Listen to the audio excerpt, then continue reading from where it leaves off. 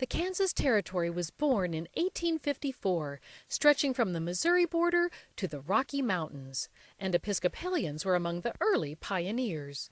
Most of the priests were sent by the Missionary Association for the West, a group from Philadelphia.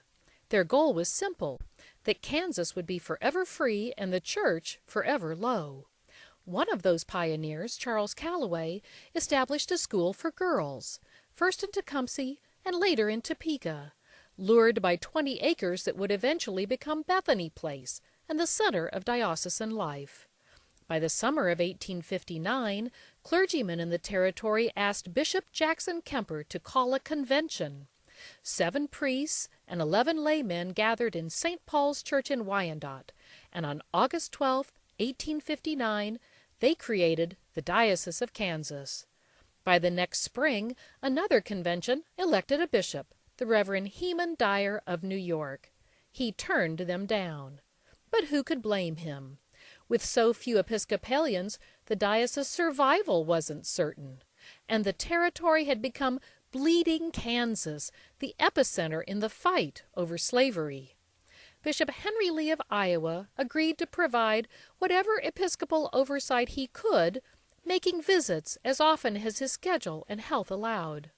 In September 1864, 5 years after the diocese was founded, the Reverend Thomas Vail of Iowa was elected the first bishop.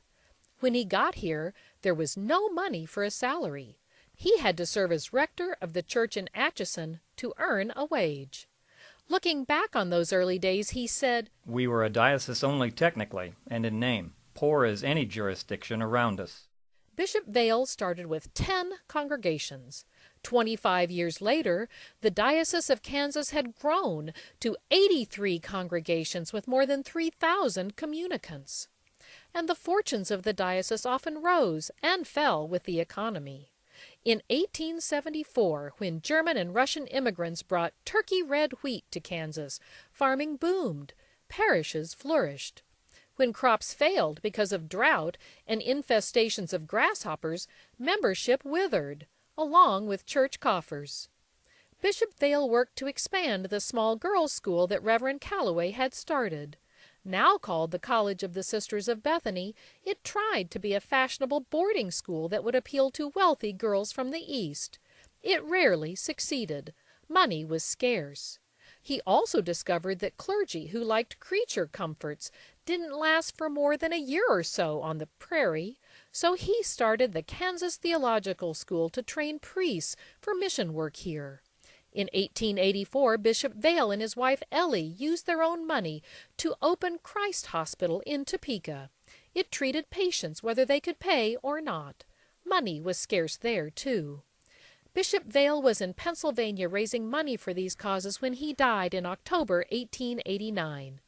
Bishop Elijah Thomas helped start St. John's Military School in Salina, and he started to educate even more clergy at the theological school. A period of good fortune crashed in a nationwide economic panic in 1893, but with hard work, Bishop Thomas was able to save church properties from foreclosure. After just 5.5 years as bishop, he died of an apparent heart attack in March 1895. The dean of Grace Cathedral, Frank Millspaugh, became the 3rd bishop, the first Kansas bishop consecrated on Kansas soil. And Episcopalians were getting busy, building 36 new church buildings and 21 rectories. But with more than 100 churches now spread across the state, the General Convention of 1901 agreed to split the diocese in 2, creating the Missionary District of Salina out west. It's now known as the Diocese of Western Kansas. But Bethany College remained a financial drain. The bishop kept the school afloat by raising money, he wrote, "by the painful act of begging like a mendicant friar, from house to house in New York and Philadelphia." Bishop Millspaugh never lived to see his dream of a new cathedral. His funeral in September 1916 was the first service in the yet unfinished building. Bishop James Wise took over on the eve of World War I. Between a failing economy and men at war, parishes floundered. When the war ended, some churches just dwindled away when people moved from small towns to bigger cities. After a short boom, the Kansas economy in the 1920s discovered what the rest of the nation would soon know: recession, then depression. Bishop Wise could not save Bethany College. It was closed in 1928, and some of its land was sold for the new Topeka High School. Some clergy weren't getting paid. In ill health, Bishop Wise died during a parish visitation in July 1939. Goodrich Fenner became bishop at the start of another world war. But existing churches started to flourish.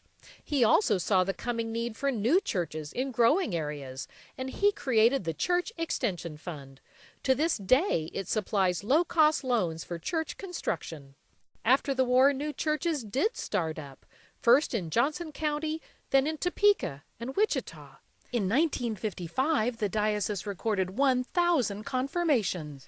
In 1949, Christ Hospital, deep in debt, was turned over to the city of Topeka. It was merged with another hospital, and in honor of its founder was renamed Stormont Vale. Bishop Fenner retired in 1959 on the diocese's 100th anniversary, the first Kansas bishop to retire and not die while in office. Under Bishop Edward Turner, churches continued their post-war surge in membership, so he worked to expand the church loan fund. And just in time, too, as 11 new churches were planted. Times were changing, too. He encouraged a switch from morning prayer to the Eucharist as the norm for parish worship, and Kansans were among the first women allowed as deputies to General Convention in 1970. In November 1975, Grace Cathedral was gutted by arson. With the help of people across the diocese, it was rebuilt in less than 3 years. Bishop Turner retired on his 25th anniversary as bishop. Richard Grine, rector of St. Michael and All Angels in Mission, in 1981 became the first Kansas priest in almost a century to lead the diocese. He established a strong diaconate and ordained the first woman in Kansas history. He encouraged a number of parishes to move or merge to enhance their mission and evangelism. He led the successful Venture in Mission campaign in 1982, raising more than $1 million. That helped start Venture House in Wichita, now Episcopal Social Services. In 1988, Bishop Grine was elected Bishop of New York, where he served until he retired in 2001. The diocese was without a bishop for more than a year when William Smalley was elected in 1989. He helped create the Kansas School of Ministry to train local priests and deacons, much like Bishop Vale's old theological school. But KSM was open to lay people too and educated many parish leaders.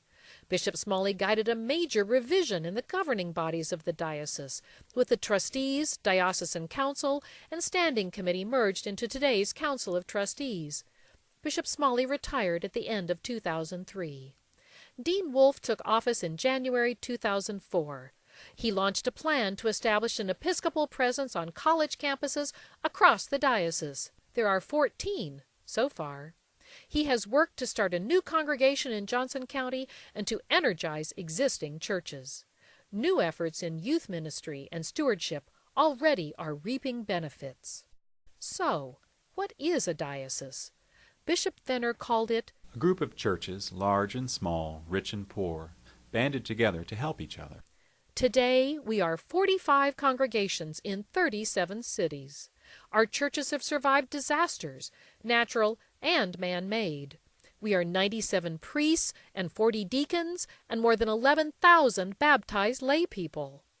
On the day before he was consecrated, Bishop Wolfe said this: "We are the sons and daughters of the sons and daughters of pioneers. We are the inheritors of a legacy of early pioneers who suffered hardships but kept this diocese afloat, of those who served during times of war and peace, of destitution and prosperity, of bishops who led during tumultuous time, changing time, our time. We are 150 years strong. We are 150 years wise. We are 150 years faithful. We are the Episcopal Diocese of Kansas."